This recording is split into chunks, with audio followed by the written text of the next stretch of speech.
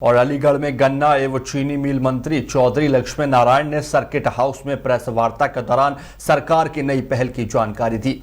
उन्होंने बताया कि विकसित भारत योजना को संक्षिप्त रूप देते हुए जी राम जी नाम दिया गया है, जिसका उद्देश्य ग्रामीण क्षेत्रों का संपूर्ण कायाकल्प करना है। इस योजना के तहत मनरेगा श्रमिकों के लिए बड़े प्रावधान किए गए हैं। यदि पंजीकृत श्रमिकों को 125 दिन का काम नहीं मिलता तो उसे बेरोजगारी भत्ता मिल दिया जाएगा।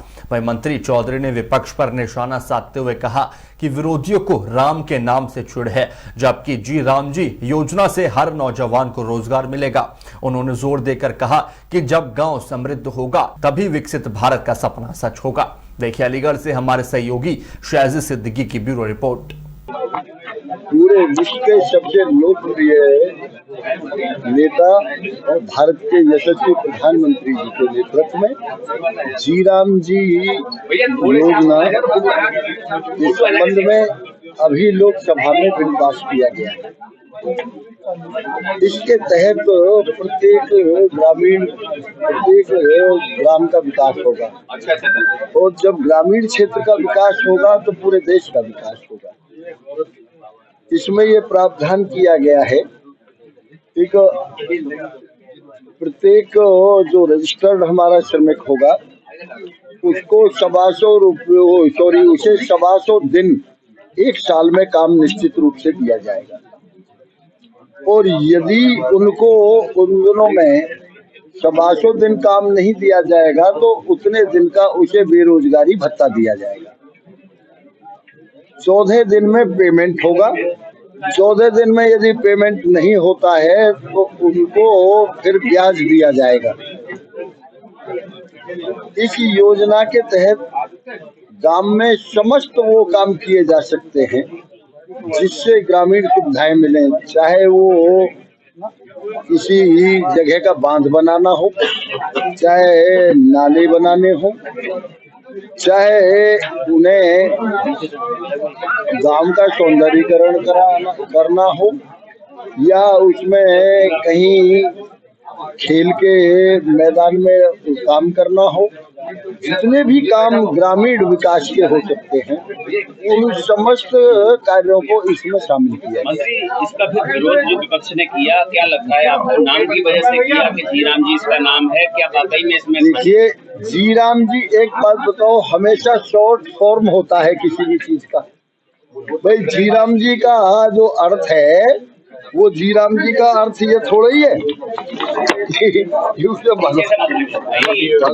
भगवान राम के नाम से जोड़ रहे हैं।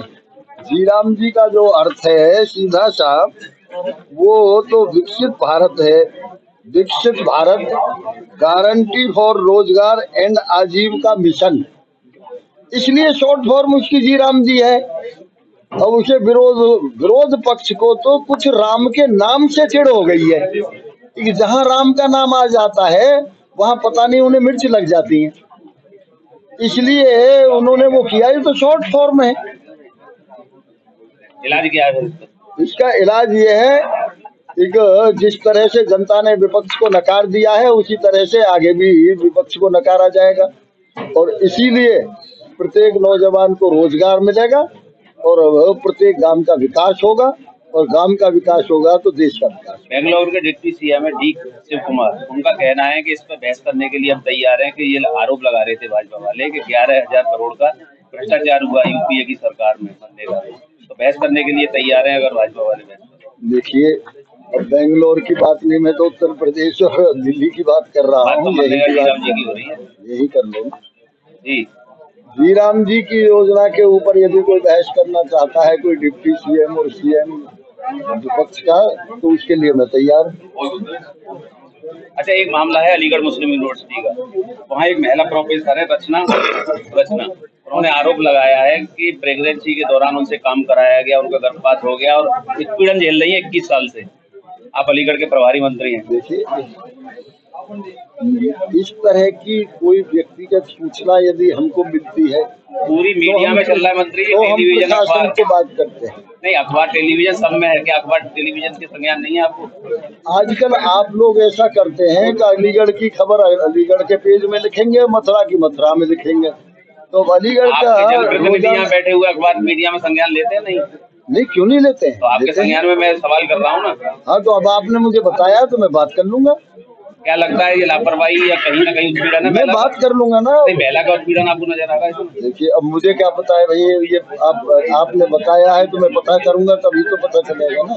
ठीक है। बिना जांच तो कह रहे हैं कारा बुरा रह जाए चिंता करना नहीं मिलो ठीक है बहुत बहुत स्वागत लगते ऐसे लड़े करेंगे।